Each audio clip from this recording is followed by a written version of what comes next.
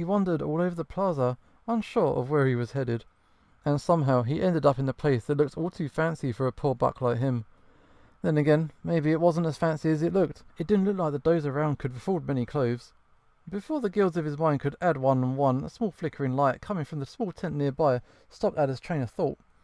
Distracted from his previous concerns about the ladies, he kept his eyes fixed on the flame in the dark. It felt it was directed at him somehow. Though we can't discard that being related to being too hungry to think, of course. With nowhere better to go, and nothing better to do, Ada followed his intuition and headed straight into the tent. Did he just get picked up at a brothel or something? Dusk was still a ways off, but it may as well have been midnight inside the tent. Ada combed the darkness desperately, startled by the sudden change in illumination. Bandits, assassins, mongrels. His imagination conjured a million evildoers ready to make him part with his precious cape, for that was all he had on him. I mean, I'm pretty sure a few of us are after his clothes, not just his cape. Okay, that's enough sincerity for today. An orange blur shone in the corner of Ada's sight. Its flare grew with unmeasured force, blinding him for a moment. He struggled to regain his vision, fearing those foes that only lived in his mind.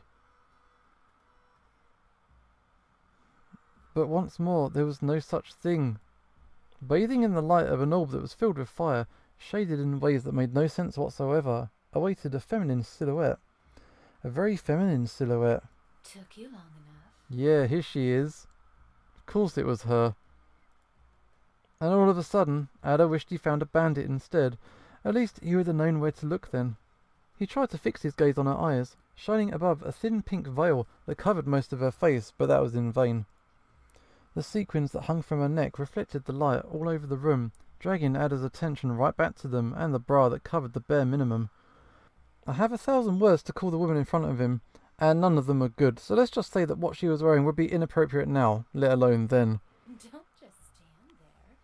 Take a seat. And judging by her tune, she wasn't going to take no for an answer. Well, yeah, if you insist. Look at his face. I like how it's all animated throughout. It's really cute, really cool. Ada did as asked, and sat down on one of the many pillows laying around. This is awkward. Pretending to be crazy, escaping, begging the gods for mercy, breaking down and claiming that he wasn't in fact a horn-eater, that this was just a mistake and he shouldn't be there. Ada's mind was bustling with ways of getting out of the situation. So of course, whenever his mind was busy, his mouth was free to speak as it pleased. Hi. He's going to say something stupid, isn't he? He spoke with a voice more akin to that of a fawn whose antlers are just beginning to sprout than that of a fully grown deer. I'm Ada. Nice place. Let's go for the name. I'm Addison, son of Gearfaz, the guy who owns the highest field in my village, Ravino Olis. So they know me as Addison, son of the upper field back there. Cool, it's a full introduction. That's nice. A mocking chuckle stabbed Ada's heart. Feeling even more self-conscious than he thought he was capable of, he held onto his hooves and fixed his gaze on the ground, screaming inside as his face burned. So it wasn't the contusion after all, huh? You're just like that. Like what? Funny. Funny? Me? Nah. I tell the worst jokes. Nothing funny about me. You look at me once and you've seen it all. I must be boring you to death right now, so I'm just gonna go. I'm bored of seeing deer yelling obscenities in the streets, of course. But you're the only deer I've seen in my life with the guts to compliment a Barhan. Then again, everyone thinks the same about Jasif in private. Ada couldn't help thinking that maybe Jasif thought a bit too highly about Jasif if she used Jasif when talking about Jasif. But he made a point not to say that out loud, since the situation was already bad enough as it was. Yeah, that's me, alright. I keep this bitch snout closed. A deep silence filled the tent. Ada cursed his luck and his good manners. He wanted to run away and hide, fearing that otherwise he'd commit a big mistake. The kind of mistake that would get him called a horn-eater for the rest of his life. Well then, it was nice to see you again, but... Would you like to know your fortune? Ada halted. She remained perfectly cool, observing him with a nonchalant expression. Oh, you're a fortune reader? Dang, I'd love that. But wait, I lost my bag of coins. I don't have a door on me, so... Something flew into the ground, right beside Ada's foot. My bag? You dropped it right after you crashed the first time. I meant to give it back, But since you were so bent on running through that wall... This guy's been set up. You didn't steal from it, did you? Steal what? It's just filled with rivets. Aha! That means you opened it! So much for wanting to see you again. That was all.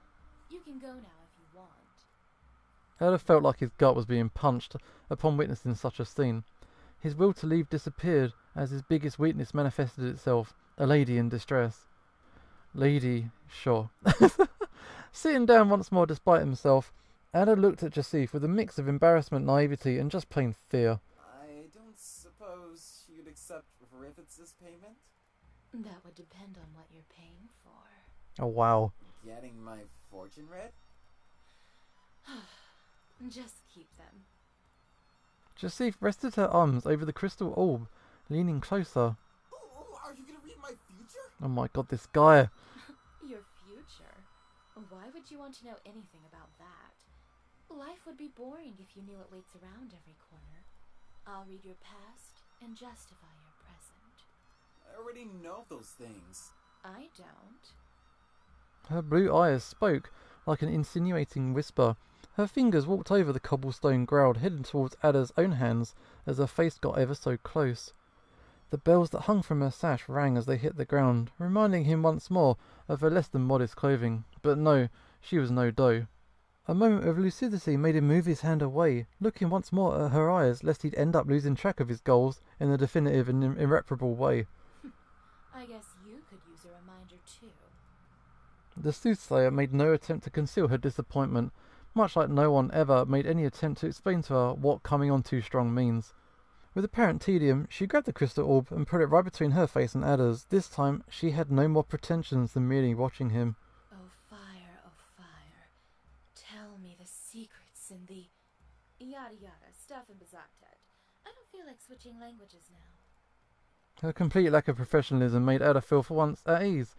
After all, what would he do if he was indeed in front of Safi, one of those heinous barren wizards from far back in the time? Cry? Beg? Would he try and escape?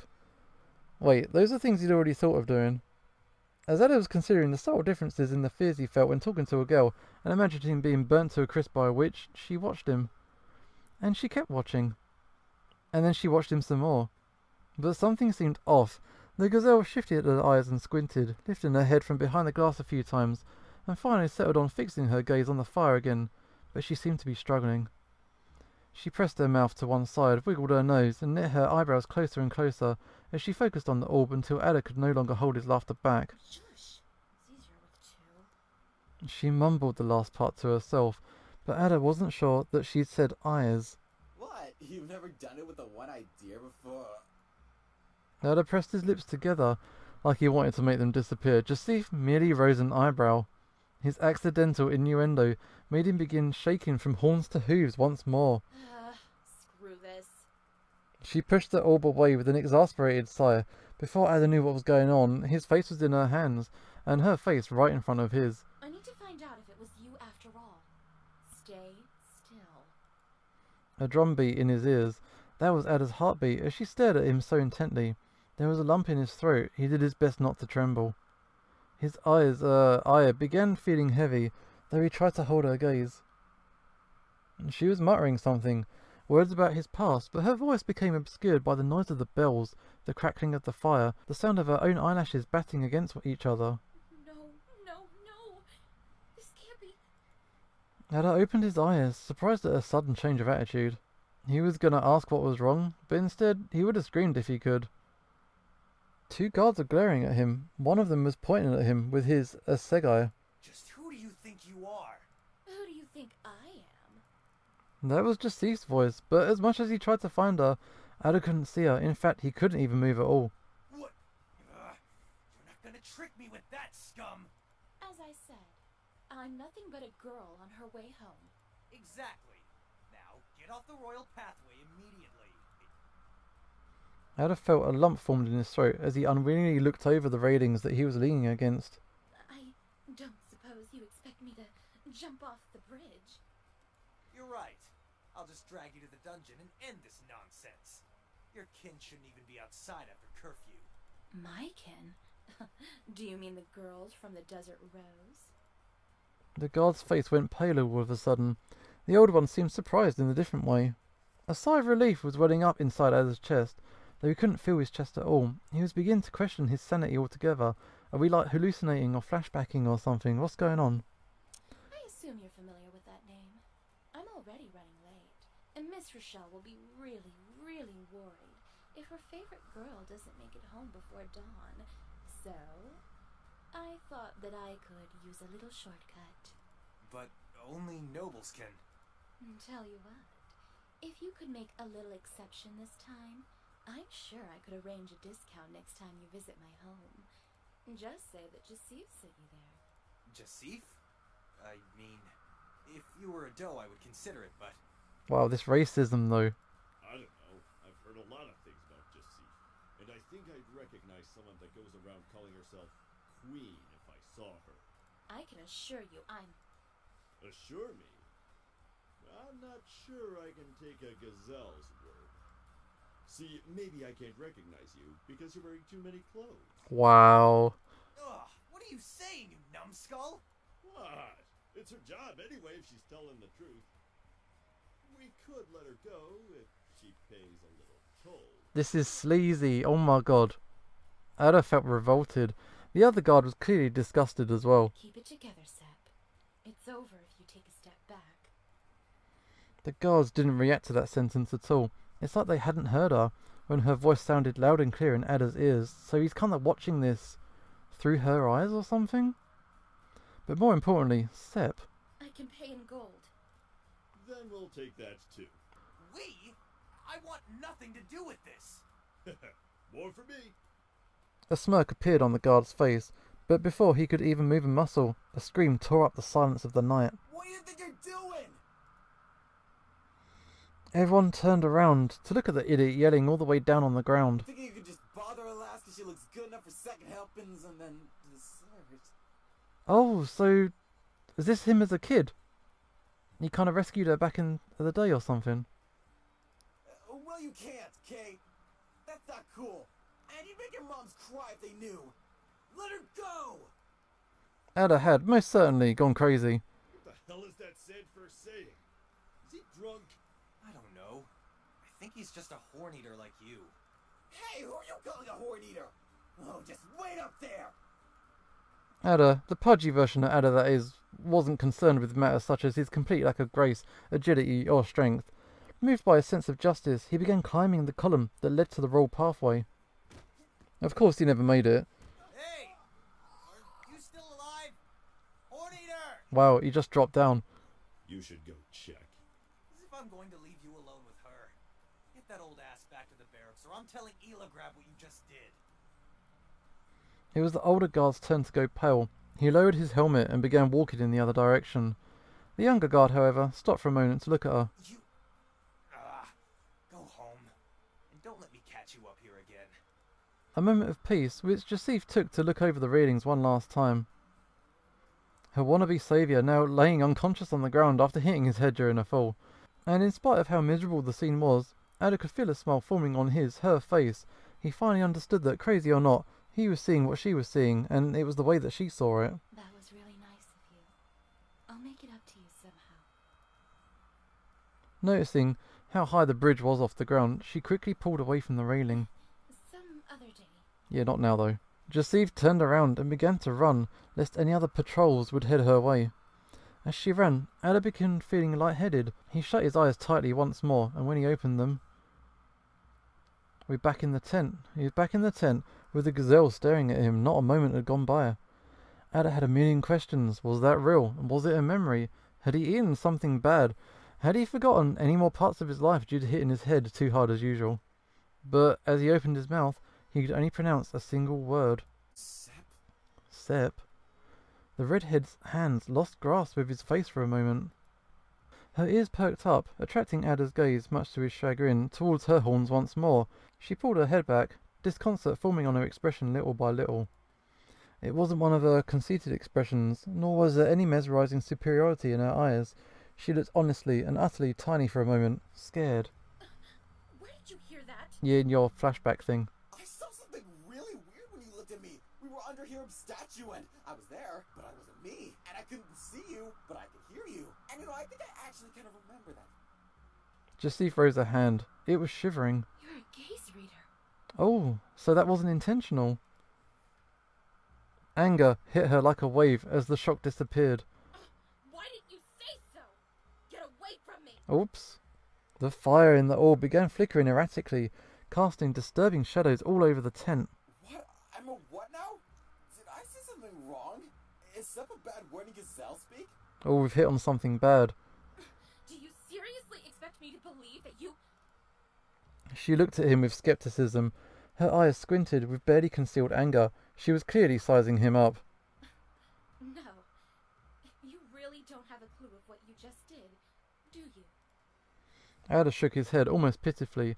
Her expression relaxed just a little. Then you're telling me that you're a natural gaze reader? Do you even understand what this means? Nope. Please explain it to me. Yeah. No. No, tell us. Seriously. A small chuckle erased all the tension from her face. Ada felt even more confused upon seeing this. I was trying to read your gaze, but you read mine instead. It's called gaze because we invented it. So, it's true what they say about yellow deer. You must have Barhan blood. Ada would have normally disputed the last affirmation. Roe deer took pride in being real deer, no gazelle blood at all. Nope, 100% deer with those that don't have horns. But this is clearly not the moment nor the company to say that. You totally lost me there. You read my mind. There we go, there's your explanation. What? I think I'm not the funny one here, missus. The gazelle seemed way too amused with this development. No, it makes so much sense. I was wondering why you spent so much time looking at my face. Hear me out. I'm sure you've always been really good at getting people's feelings, but not smart enough to actually understand them. You're like some kind of savant hick. That's hilarious. A wrinkle formed over Ada's snout. That was quite enough. My name is Adder, not Hick. Ms. Sep. That's your name, isn't it? Her face went back to being a little more than a pretension of grandeur, but she held the fire close to her. She didn't look all that different from a child hugging her blanket, soothed by the rhythm of the bells that she wore. Ada couldn't help but notice that her alarming clothing didn't even bother him anymore. It's just a stupid nickname someone gave me. I hadn't heard it in years. They call me Jasif now. Jasif, as the older guard had said, it was just a title. Isn't that something like Queen in Gazelle speak? Bazaktet. And yes, that's a valid translation. Do you have any qualms about it? Ada opened his mouth, ready to speak his mind. Don't do it. Sep or Jasif? Let's go with Sep. I don't know what that word means, but I like Sep better. Sep. Oh my Don't god. call me that. It's just a stupid... Calling yourself Queen is a lot sillier. Sep's lip trembled in anger, but Ada just shrugged. That's what she got for picking on him. The redhead tensed her whole body, and when she was about to reply, she decided instead just to look away. Are you okay? She turned her face sharply towards his. There was something different in the way she was looking at him. Adder, right? Yeah, that's me. He took a hand to his heart and bowed his head, as an instinctive greeting, accidentally clashing his horns against hers. He was surprised to find out that somehow that was a lot less gross than he thought it would be. And he didn't know how to feel about this appreciation. Didn't you want to know your future? Then listen closely. She put her mouth right next to his ear and whispered, You're coming with me tonight. "Oh wow." Where? You really are one of a kind. Come to the Desert Rose when the lights are all out. My room is on the first floor, but climbing there should be easier than climbing the bridge at the very least. Now there's an invitation. Wait, climb? Room? There you go saying weird stuff again. I'm not a thief, and I'm not a horn eater. Without previous warning, the fire in the orb extinguished, leaving the room in total darkness. Ada didn't even have time to feel alarmed. He felt her hands on his back of his head, and the next he knew her lips were over his mind shut up completely. See you later. He couldn't even stop to consider how he felt about that before the kiss was over. With his mind still in a daze, he got up and turned around to leave. For a few moments he stood frozen outside the tent, merely appreciating the cool dusk breeze on his fur. By the time his thoughts began making any sense, he was already running home at full speed, crying disconsolately about the realization that he was, in fact, a horn eater. Oh, dude. Hey there, that's the end for now. Thanks for playing. Yeah, we made it to the end. That was cool. There's like a whole world to explore here, and it's quite well thought out. The artwork's really nice. It's a lot more animated than you see in a lot of other visual novels, and the artwork's really cool. But this game seems like quite a lot of fun. So yeah, if you like the look of this one, check out the creators' stuff. I'm sure they're going to continue to work on this game, and hopefully we'll see a completed game in the near future. But for now, this is Ushio signing off, and hopefully I will see you next time.